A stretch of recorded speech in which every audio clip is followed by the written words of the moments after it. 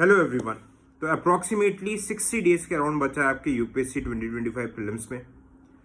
I know ऐसे thoughts आप लोगों को आ रहे होंगे, एंजाइटी हो रही होगी कि भाई सिलेबस नहीं हुआ है, पढ़ाई कर रहे हैं बट मॉक में मार्क्स नहीं आ रहे हैं, पीवाईक्यूज प्रॉपर से नहीं किया है।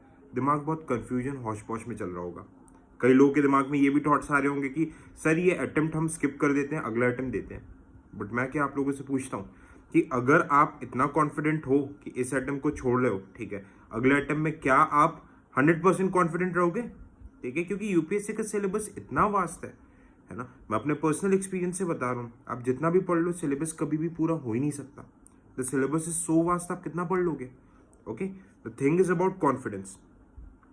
तो अगर मैं बताऊं, ये आखिरी के 60 डेज अगर आपने खुद पे थोड़ा सा कंट्रोल कर लिया, जी तोड़ मेहनत कर ली, ओके, एक प्रॉपर शेड्यूल में काम कर लिया, तो हो सकता है you would be writing mains, हो सकता है आप मेंस क्लियर करके इंटरव्यू दो, हो सकता है you are in the service.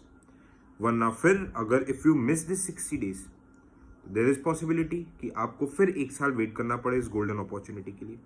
सो ये लास्ट 60 डेज बोलते हैं ना क्विट इंडिया मूवमेंट में, डू और die, this is the movement, करो या मरो आप लोगों के लिए। अप्रॉक्सीमेटली 12 से 13 लाख लोगों ने फॉर्म भरा होगा, 5 से 6 लाख बैठेंगे एग्जाम में, ठीक है। मेंस के लिए सिलेक्ट होंगे अप्रॉक्सीमेटली 14,000 लोग, ठीक है। तो अभी का टारगेट, तो हमारा शॉर्ट टर्म टारगेट अगर हम देखें तो हमें इस 14,000 में आना है, ठीक है। तो अब आते हैं इन लास्ट 60 डेज में करना क्या है। तो मैं स्ट्रैटेजी को first 30 days and second 30 days में डिवाइड कर रहा हूँ, फिर मैं आपके साथ डिस्कस करूंगा कि करना क्या है। आप लोगों में से कई लोग होंगे जिनका सिलेबस कंप्लीट नहीं हुआ होगा, ठीक है। कई लोग होंगे जो लोग रिवीजन कर रहे होंगे, कई लोग पीवाईक्यूज नहीं किया होगा, कई लोग मॉक टेस्ट बाकी होंगे, कई लोग सी सैट में स्ट्रगल कर रहे होंगे। हम इन सारी चीज़ों के बारे में एक एक करके बात करते हैं, ठीक है। तो सबसे पहले उन लोगों के लिए जिनका सिलेबस कंप्लीट नहीं हुआ है, ठीक है।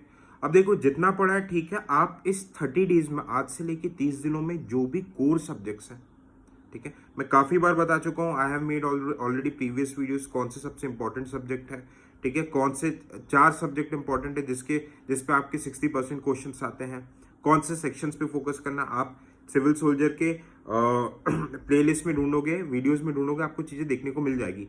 नहीं तो आप सिविल सोल्जर के टेलीग्राम पे आ जाना है, जिसका लिंक इसके डिस्क्रिप्शन, इस वीडियो के डिस्क्रिप्शन पे रहेगा, वहां पे आपको सारी चीजें मिल जाएगी, ठीक है। तो सबसे पहले core subjects, low hanging fruits, polity, environment, science and tech, geography, इन सब्जेक्ट्स को पूरा करो। आईआर का मैपिंग वाला पार्ट, मिनीलैटरल मल्टीलैटरल ऑर्गेनाइजेशंस, इसको करो। कई लोग बोलते हैं कि एंशियंट मेडिवल हिस्ट्री छोड़ दे, नहीं, छोड़ना नहीं है, ठीक है। हाँ, उसके जो हाई टॉपिक्स है, ठीक है, बेयरली 20% सिलेबस से 80-90% क्वेश्चन आते हैं, 20% के करके जाओ। मैंने सबके ऊपर वीडियो बना के रखा है, पर छोड़ना कुछ भी नहीं है। अब इन 30 डेज में आपको क्या करना है, ठीक है, पहले तो बचे हुए सिलेबस को कंप्लीट करो। अब सिलेबस कंप्लीट करने के साथ साथ आपको रिवाइज करना है, ठीक है। अभी के टाइम क्या करना है, इन 30 डेज में 80% टाइम आपको सिलेबस कंप्लीट करने में लगाना है, 20% टाइम साथ साथ रिवीजन में देना है। जिन लोगों का सिलेबस कंप्लीट हो गया उनको तो रिवीजन ही रिवीजन करना है, ठीक है। अब रिवीजन कैसे करना है आप रिवाइज कर रहे हो या चीजें पढ़ रहे हो, उसके साथ साथ आप पीवाईक्यूज करो। अब पीवाईक्यूज से आप जैसे पिछले 10 साल 12-15 साल के पीवाईक्यूज को देखोगे तो आपको पता चल जाएगा कि यार सबसे इंपॉर्टेंट एरियाज कौन से हैं। फॉर एग्जाम्पल, एनवायरमेंट में नेशनल पार्क से एनवायरमेंटल टर्म्स से हर बार क्वेश्चन आ रहे हैं, क्लाइमेट चेंज से रिलेटेड क्वेश्चन आ रहे हैं, प्रोटेक्टेड एरियाज से क्वेश्चन आ रहे हैं, ठीक है। हिस्ट्री में जैनिज्म बुद्धिज्म से हर साल क्वेश्चन है ही है। आप देखो आपसे उसके पीवाईक्यूज बन रहे कि नहीं बन रहे, और अगर नहीं बन रहे, लेट्स से आपसे सब बन रहे पर आपसे जैनिज्म के क्वेश्चन नहीं बन रहे, आप जाओ freeupscmaterial.org.in, वहां पे सेक्शनल टेस्ट उठाओ आर्ट एंड कल्चर का, ओके, जैनिज्म बुद्धिज्म का, उसके सेक्शनल टेस्ट लगाओ। और टेस्ट का स्कोर क्या आ रहा है उस पर ज्यादा ध्यान देने की जरूरत नहीं है, मैं आपको बहुत बार चीजें समझा चुका हूँ। आप बस आपके जो वीक एरियाज है, और वो वीक एरियाज लेट्स से कि अगर यूपीएससी बार बार उस थीम को रिपीट करे तो उसको स्ट्रॉन्ग करने का टाइम है। अगर आपका कोई स्ट्रॉन्ग एरियाज है, ठीक है, स्ट्रॉन्ग एरिया है और उस पर यूपीएससी बार बार क्वेश्चन पूछता है तो उसको रिवाइज करने का टाइम है। और अगर ऐसे कोई एरियाज जहां से यूपीएससी ज्यादा क्वेश्चन नहीं पूछ रहा, क्योंकि देखो 30 क्वेश्चन, 25 से 30 क्वेश्चन रैंडम पूछेगा, आपको नहीं आ रहे तो उसको सेकंड प्रायोरिटी पे रखना है, पहले तो कोर सब्जेक्ट्स खत्म करना है, ठीक है। सीसैट डेली आप जितने भी अच्छे हो, जितने भी बड़े आईआईटी हो, डजेंट मैटर, सीसैट आपको डेली 1.5 से 2 घंटा करना ही करना है प्रैक्टिस, ठीक है। अब सीसैट कैसे करके क्या करना है, ठीक है, you would be informed in Telegram, या फिर मैं बहुत जल्दी 2 से 3 दिन के अंदर उसके ऊपर वीडियो बना दूंगा, ठीक है। अब आ जाता है नेक्स्ट 30 डेज में। नेक्स्ट 30 डेज में आपको 80 से 90% टाइम रिविजन में करना है। कोशिश करना है कि आप उस नेक्स्ट लास्ट 30 डेज में कुछ नया नहीं पढ़ो, ठीक है। You do not read anything new, है ना। अब इस लास्ट 30 डेज में क्या करना है, ठीक है, पीवाईक्यूज को एनालाइज करना है, मॉक टेस्ट देने फ्री यूपीएससी मटेरियल से, जितने भी बड़े बड़े इंस्टीट्यूट से, विजन वगैरह, इन सब के आपको फुल लेंथ टेस्ट और सेक्शनल दोनों मिल जाएंगे। अब लास्ट 30 डेज में आप जस्ट कॉन्फिडेंस लेने के लिए 9 से 11 जो भी आपके एग्जाम का टाइम रहता है उस टाइम पे बैठ के प्रॉपर वे में मॉक दो कि आप 2 घंटे में पेपर कर पा रहे हो कि नहीं, जो चीजें पढ़ा है लगा पा रहे हो कि नहीं। मैं फिर बोलूंगा, वापस से आप मार्क्स, ज्यादा मार्क्स आ रहे ज्यादा खुश नहीं होना, कम मार्क्स आ रहे डिमोटिवेट नहीं होना। मेन बेसिक हमें माइंडसेट समझना है पीवाईक्यूज से। पीवाईक्यूज को जब अपन सॉल्व करेंगे, पिछले 10-15 साल के पीवाईक्यूज को लगाएंगे, तो हमें पता चल जाएगा कि भाई 40 से 45 थीम्स है जहां से यूपीएससी रिपीटेडली क्वेश्चंस पूछ रहा है। और इसके ऊपर I have already made a video, 45 themes मैंने आपको बता दी जहां से 70+% क्वेश्चंस आएंगे, ठीक है। अगर आपको वीडियो नहीं मिल पा रहा है तो उसको मैं शेयर कर दूंगा किस पे, इस वीडियो के डिस्क्रिप्शन में इट वुड बी शेयर, ठीक है।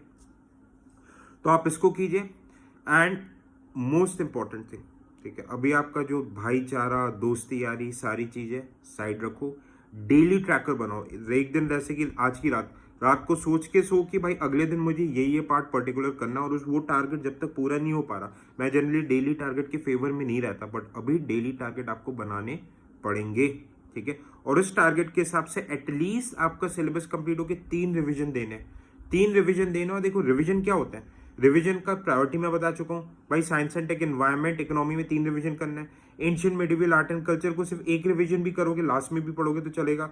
ज्योग्राफी पॉलिटी 2-2 रिवीजन देके जाने, ठीक है। IR, mapping, places and news के 3 रिवीजन देके जाने। क्योंकि देखो क्वेश्चंस वही आ रहे, पर बार बार हमारे वो क्वेश्चंस गलत क्यों हो रहे हैं? क्यों? इकलौती चाबी है इसकी, क्योंकि आपकी रिविजन प्रॉपर वे में नहीं हुई है, ठीक है। तो रिवीजन, पीवाईक्यू और अपने कॉन्फिडेंस के लिए मॉक, और डेली 1 घंटा सीसेट, यही 4 मंत्र है जो आपके प्री को निकलवाएगा। मैं आपको सीधी सी बात बता रहा हूं, जिसने आपने साल भर कितनी पढ़ाई की है नहीं की है बहुत ज्यादा मैटर नहीं करता। आखिरी के 60 दिन अगर आपने खुद को संभाल लिया, सही स्ट्रेटेजी में प्रैक्टिस कर ली, तो उन्हीं 1% लोगों का प्रीलिम्स निकलेगा, ठीक है। मेरी बात समझ पा रहे हो? दैट ओनली, जैसे देखो 14 लाख लोग फॉर्म भर रहे हैं, 14,000 का प्री निकल रहा है, मेंस में बैठ रहे हैं, तो ये लोग वही थोड़े से डिफरेंट होते हैं। 1% लोग वही डिफरेंट होंगे। यूपीएससी के पैटर्न को समझना है, पीवाईक्यूज को एनालाइज करना है, स्टैटिक पे अच्छे से, जहां से ज्यादातर क्वेश्चन आ रहे हैं उसको रिवाइज करके जाने की, वो एरिया आपका गलत किसी भी केस में ना हो, ठीक है। और बाकी आपको कोई भी डाउट है, कुछ भी है, तो इस वीडियो के डिस्क्रिप्शन में टेलीग्राम, इंस्टाग्राम गिवन हो, तो आप उसे ज्वाइन कर सकते हो। Thank you so much, all the best. आपको अगर कोई भी स्पेसिफिक टॉपिक पे वीडियो चाहिए तो just let me know in the comment section में, जरूर से बना दूंगा। Thank you so much, bye bye, take care and जय हिंद।